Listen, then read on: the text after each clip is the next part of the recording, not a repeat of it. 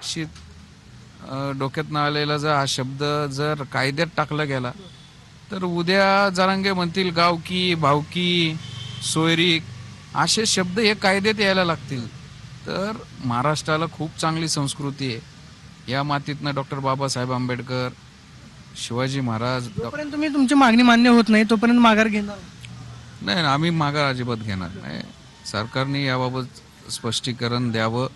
आणि ह्या ज्या लाखो हरकती आहेत, तुम्ही एखादा कायदा करण्यासाठी हरकती मागवता आणि त्याला लाखोच्या संख्येने हरकती येतात, मग तो कायदेशीररित्या तो कायदा तुम्हाला रद्द करायला पाहिजे, ती अधिसूचना रद्द केली पाहिजे.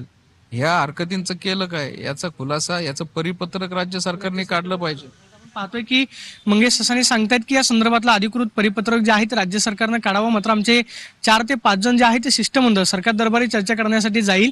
मात्र सरकारकडून अधिकृतरित्या अजून कोणताही निरोप घेऊन अधिकारी या ठिकाणी आलेले नाहीत.